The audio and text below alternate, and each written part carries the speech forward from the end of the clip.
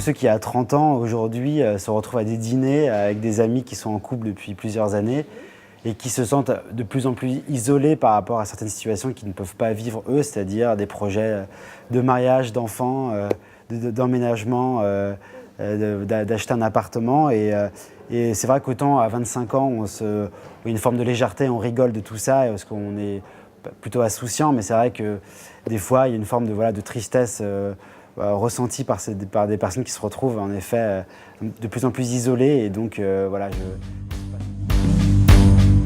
la drogue, syndrome de ce qu'on peut voir aujourd'hui à Paris, c'est la drogue qui est devenue la plus accessible aujourd'hui dans n'importe quelle soirée, peu importe si on a de l'argent ou pas d'argent. Et il y a des soirées, des regroupements de 5-10 000 personnes où tout le monde est avec une bouteille d'eau dans la main et vivent pleinement leur expérience. Et ce qui est marrant, c'est qu'évidemment, un trentenaire parisien qui n'a pas l'habitude de prendre de la MD se retrouve souvent dans une situation de déperdition totale. Alors, si on n'a pas...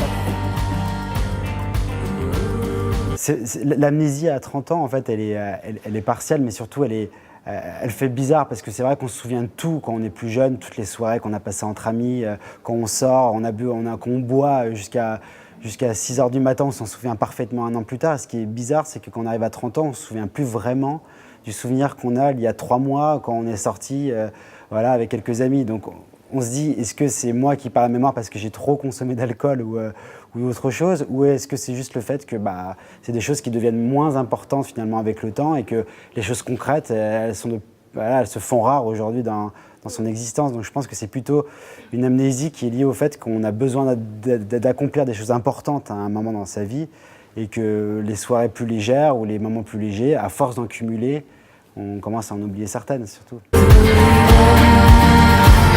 Si tu cherches un poste de journaliste, peut-être qu'un rédacteur spécialisé en caoutchouc t'attend peut-être au tournant. Et ce sera peut-être toi le futur grand rédacteur du caoutchouc. C'est le kebab qui est rue des Batignolles et existe depuis plus de 15 ans, 20 ans.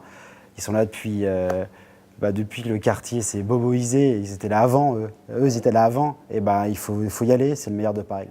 Surtout que c'est un lieu, si je peux me permettre, la Bellevilloise, l'un des seuls lieux à Paris qui arrive à peu près encore aujourd'hui à mélanger tous les milieux sociaux, qui est quand même un vrai problème à Paris quand on sort.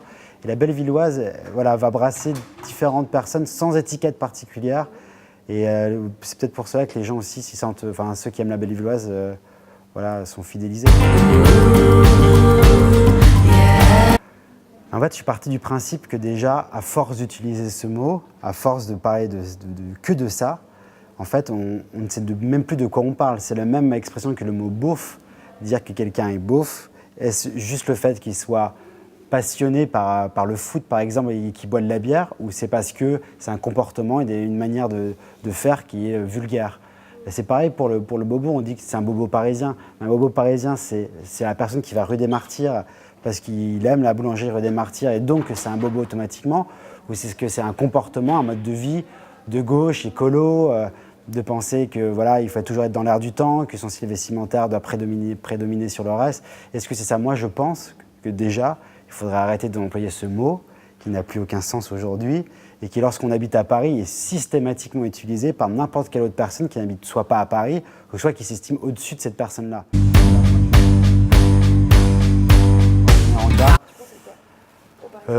J'emmènerais cette personne-là dans un resto japonais qui s'appelle Sola, qui est vers les quais de Seine et qui est un vrai restaurant japonais où on enlève ses chaussures, on va manger à genoux sur une petite table, dans une petite salle, dans une petite cave.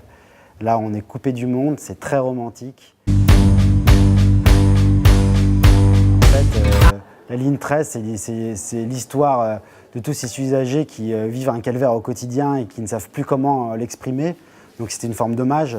Là, pour le coup, je me rends hommage, mais je rends aussi hommage aux trentenaires parisiens de manière subjective, d'où cette parenthèse.